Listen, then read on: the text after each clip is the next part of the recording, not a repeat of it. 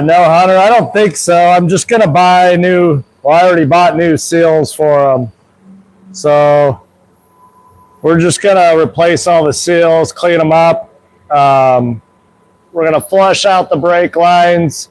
I'm actually going to clean the calipers up and get them powder coated. So we'll get these powder coated. I bought new rotors, new pads. Basically what ended up happening, these were all brand new about 5, 6, 7 years ago. But I've only put like 4,000 miles on the car in the last like 6, 7 years. But the only miles I really put on it, we autocross. So there's the front end of it. So I put a manual transmission in it. I pulled out the Turbo 350 and it drove awesome. Like I was finally happy driving it. And then I was like, man, I really want this thing to look better. And I thought, I parked it at the end of the summer thinking I would come back and all winter long I had a heated garage. I was going to sand it down, get it all ready and paint it. And then I was going to have it up and going. Well, I ended up finding an 05 C6 Corvette that spring, bought that instead and drove that. And then I kind of just forgot about this. I didn't forget about it, but I just kind of wasn't as worried about getting it up and running.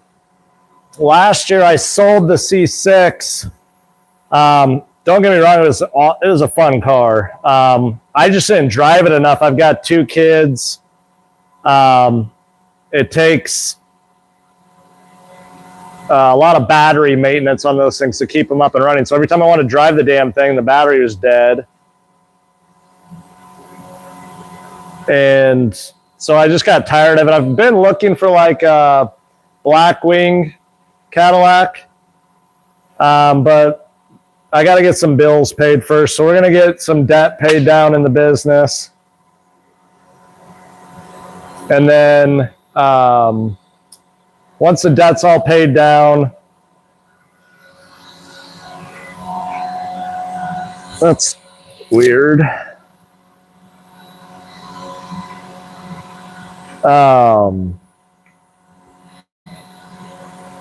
Then maybe I can buy my...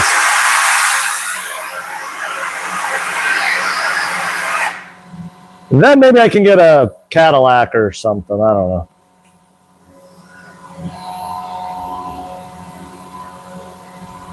This makes no sense to me.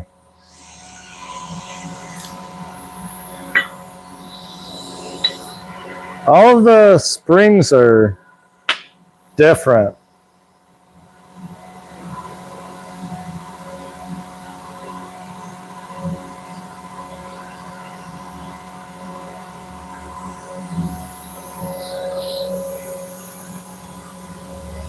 Yeah, they definitely get pushed aside. keeping the business running, keeping your employees busy and paid, and making sure you're bringing home money to your family, that all obviously takes precedent over your personal shit.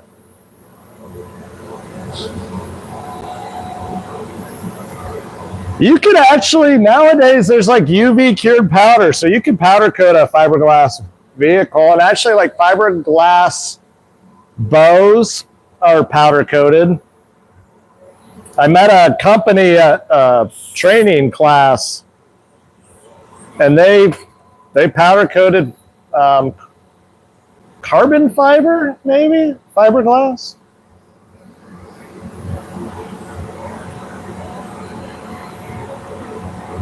Man, these are crusty.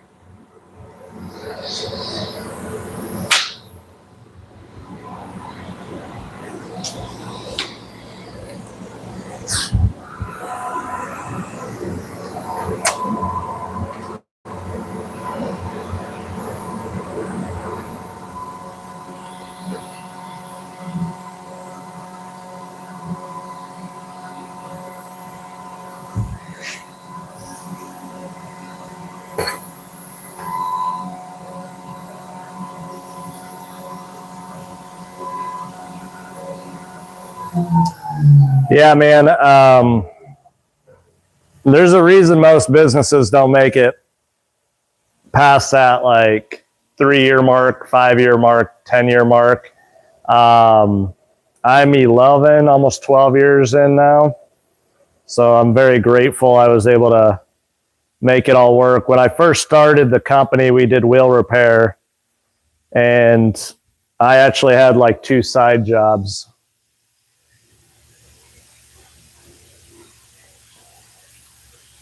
Look up PCI, Powder Coating Institute. That's where I did my classes. Electron doesn't sponsor any training or anything like that, but me and my business partner, Ray, we have a warehouse we're putting together in Indiana, and once it's together, we'll be having powder coating classes out there, so it'll be hands-on training. We're putting in a big batch oven, big booth. Obviously, we'll have our electron guns. It'll be a good time. He's got 20 plus years with Nordson, and then he's been selling electron for the last 15. Damn. Those are all rough. They're rough.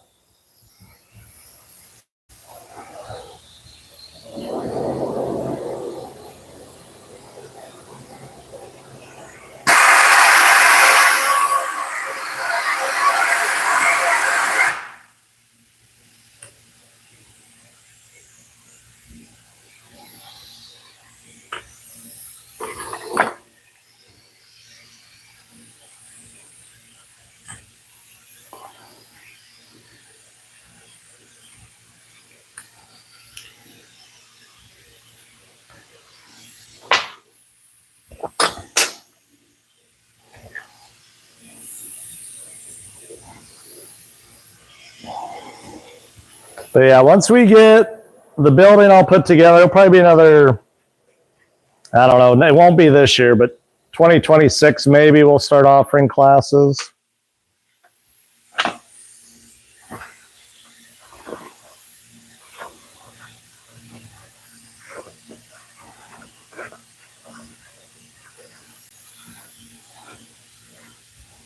Switzerland, what's up? I've got 2 cameras going. I don't remember which one's which. Oh, TikTok.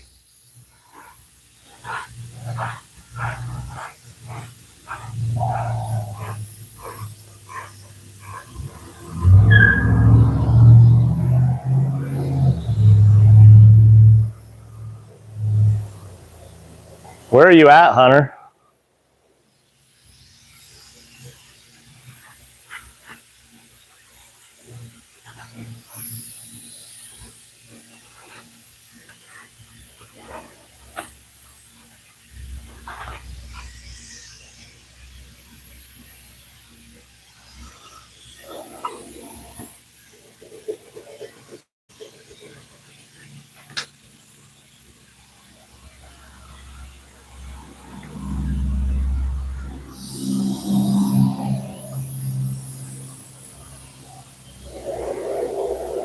Oh, Canada, yeah.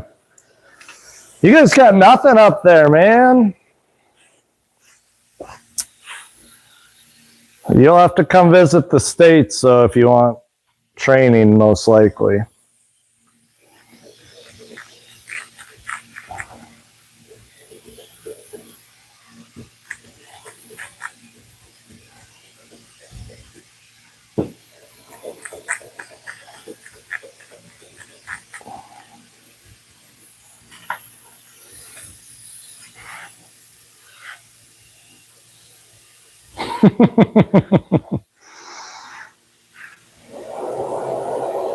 I'm just trying to figure out if they're pitted and if I should just I bought new seals, but I didn't like look closely at these and like see how it's rusted there.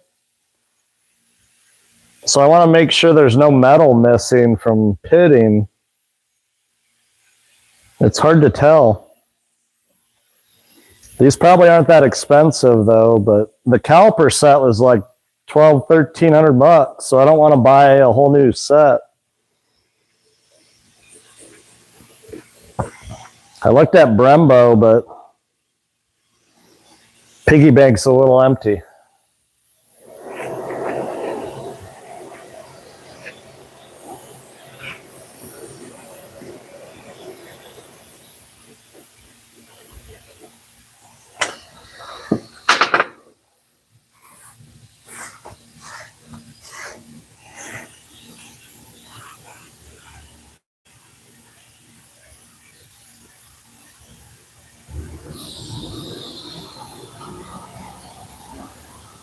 You would not believe that I'm in a town of 400 people the way there's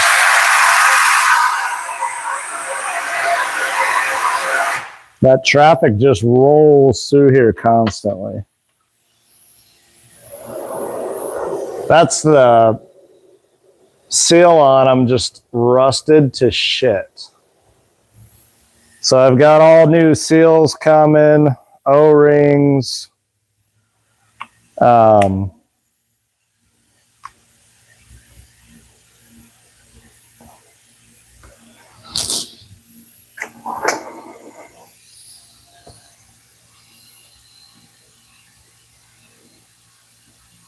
TJ, yeah, man.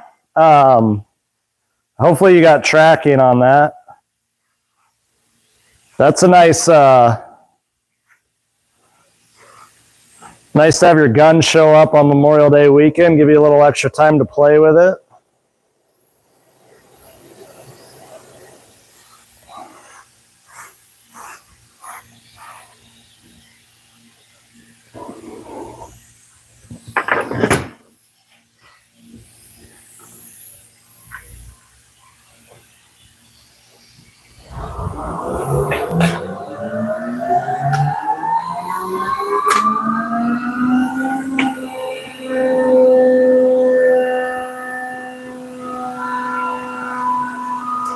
Yeah, Hunter, I'm not a brake guy. Like, I definitely am one of those jacks of, or what are they, jack of all trades, master of none type of guys. So, like, there's nothing I can't really do. It just takes me a lot longer because I got to go and research everything about it. Like, I've done everything on this car. I pulled the motor, I put in a crate motor, I put EFI on it, I did rack and pinion, suspension. I removed the automatic transmission. I converted it to a manual. So like I can get it all done. I've never done brakes. I've replaced like rotors and brake pads, but I've never broken caliper. In fact, powder coating wise, if you wanted me to powder coat your calipers, you had to, you've had to have them broken apart for me. I would not do them. And it's not because I was like, mechanically not able to, it's because I did not want the liability of them failing after you got your car back and you go out there and send it and try to stop and T-bone somebody because something I did broke or whatever. I also don't want that insurance. Insurance companies are very good at finding out everything you offer as a company. So they will look at your Instagram, your TikTok, Facebook, YouTube. They'll look at everything and see what you're doing, whether you say you're doing it or not. And then they'll add on fees for the added exposure. So I learned that hard right away, because one of the very first things I did when I started my business was start sharing about my tire machine and balancer. And my insurance company, like within maybe 4 hours of posting a photo on Facebook, were calling me up asking me if I was going to do tire repair and mount and balance tires, and that added up liability. And I was like, fuck, man, they watch everything.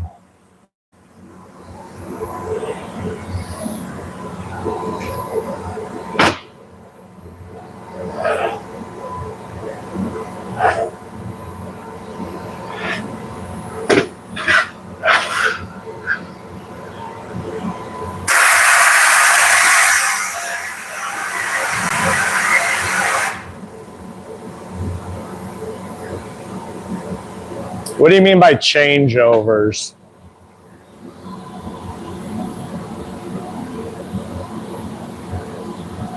Yeah, TJ, if you got, I forget what social media or how we were talking, but if you got questions on your gun when it shows up, just hit me up. I'll be a little bit slow this weekend because I'm going to the lake with the family, but I will do my best to reply. Someone tell me that, because this doesn't make any sense to me.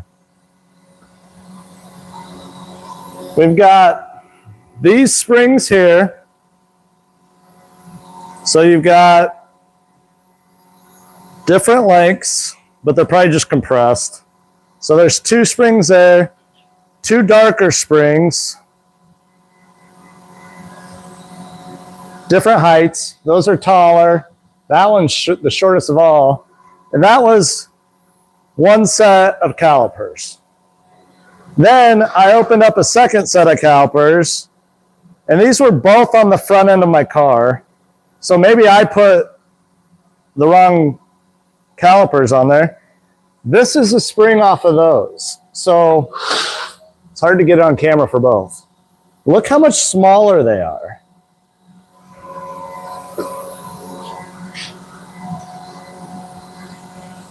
Do we have like a front and rear situation here and I'm just an idiot? That's normal for me. You're not going to hurt my feelings.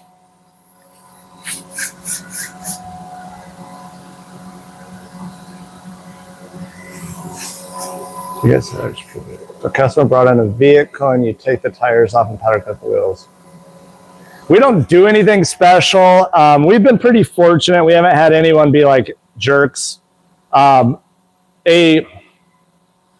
A good thing to do that a lot of body shops do is they'll do a walk around the car when your customer drops off the car, they'll do a walk around it and they'll make sure that there's no extra, like say it's a right front hit, they're going to look at like everywhere else and see if there's any prior damage, and they're going to mark it down and then make sure that the customer is aware of that prior damage, so that they don't get charged. Like, because customers would like to show back up and be like, my left door's dinged now. It wasn't dinged when I dropped it off. Like, people are just shitty in general. They're going to try and get shit that's not honest. They're going to try and get whatever they can.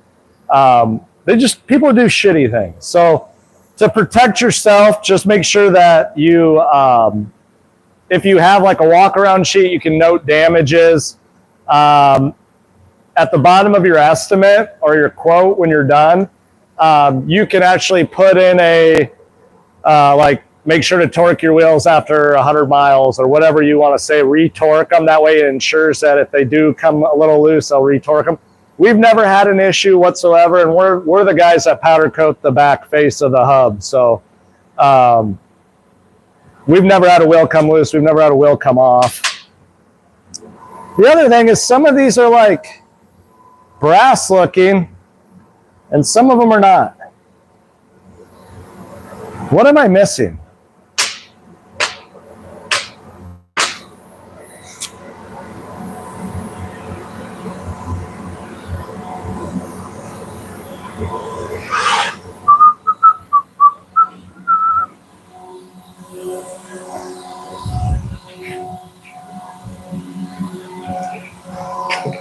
And I gotta move my chargers around, so if you can hear me really good on YouTube, you're about to lose that.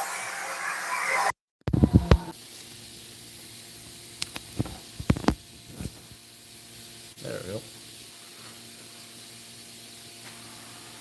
All right, I think we're still rolling.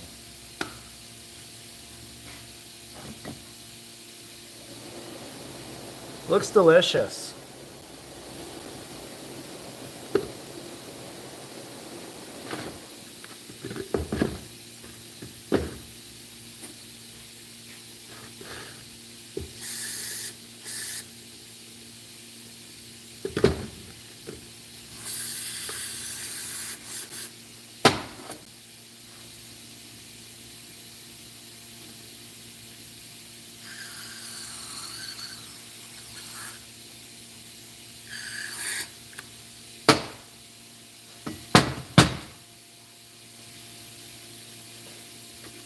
That's good. My microphones suck on my phones. They get full. Well, actually, this is my good phone because it doesn't see the shop. This is my bad phone. But it gets full of powder. Do you guys have that problem?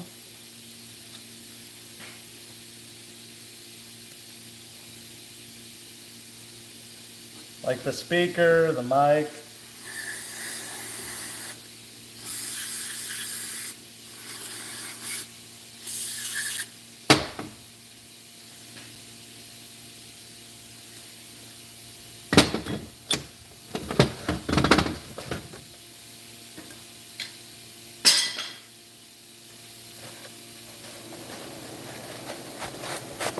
I don't really have them planned. If you own a powder coating shop and you want to talk to me on the podcast, I'd be happy to have you. It's like an hour-long conversation. Basically, the podcasts you've seen there's no editing really. I may pull out like the very beginning of well, we're getting set up, but that's about it.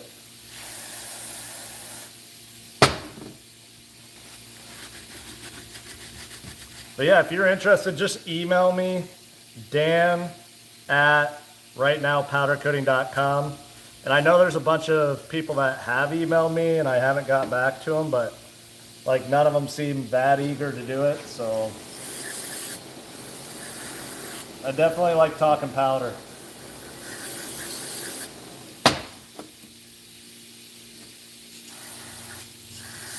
Hopefully we'll be doing some more entertaining videos. I'm going to try and do a lot of powder coating on my personal stuff here because with us doing production work, we just don't, I don't think I can swing the camera around here and show you that it's just the same part over and over and over again, which that's where the money is in my opinion, but it's not that entertaining to watch. So if you want entertaining powder coating, see how the Kool things are done.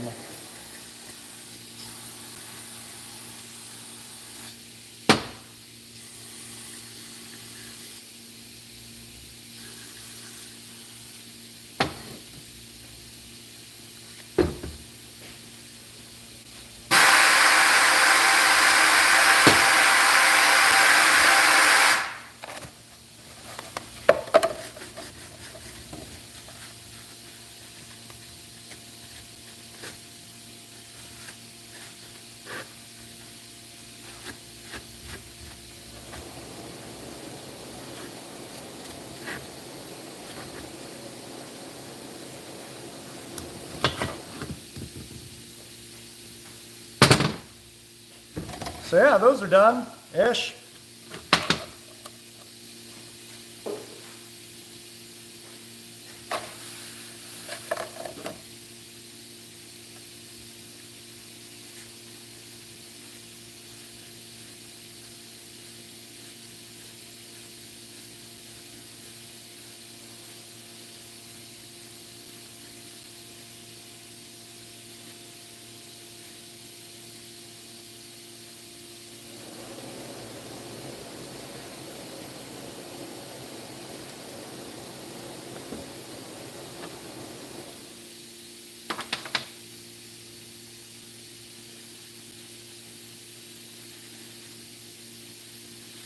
Then we're going to go pull off the rear calipers. I don't think we're going to stay on the TikTok live though, because I am not entertaining those people.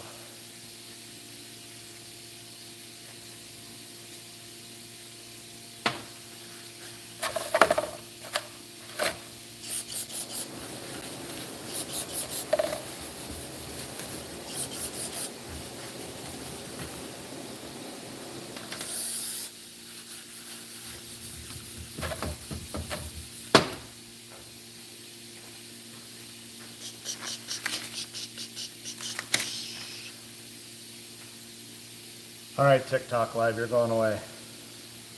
Peace. Maybe. I don't know how to shut it off.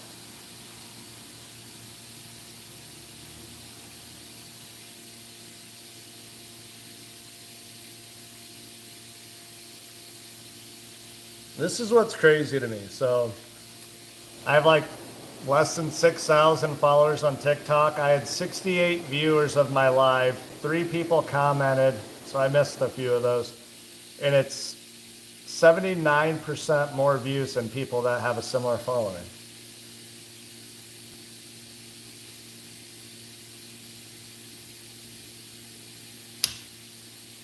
Crazy. I'll just leave that there. And I will probably jump off of YouTube. Those few of you who jumped on, Hunter, thank you for hanging out with me for a while. Hopefully, once we get our classes up and running, you can come hang out. If you want to get on the podcast, just like I said, email me, Dan at Right Now Powder Coating. Love to have a fellow powder coater on. Just talk powder coating, bounce things off each other, that sort of stuff. Sounds like you've got a really nice setup, so we can go over that. I think talking with other powder coaters helps up and coming coaters just like learn, see that they can do it, that people have done it, that it's frustrating, it's all of that shit. But yeah, so thank you for joining. Everyone who stopped by, the one like. Appreciate every single one of you guys. We'll catch y'all later. No. That's all right, man. When you're up for it, just let me know. I don't plan on going anywhere, so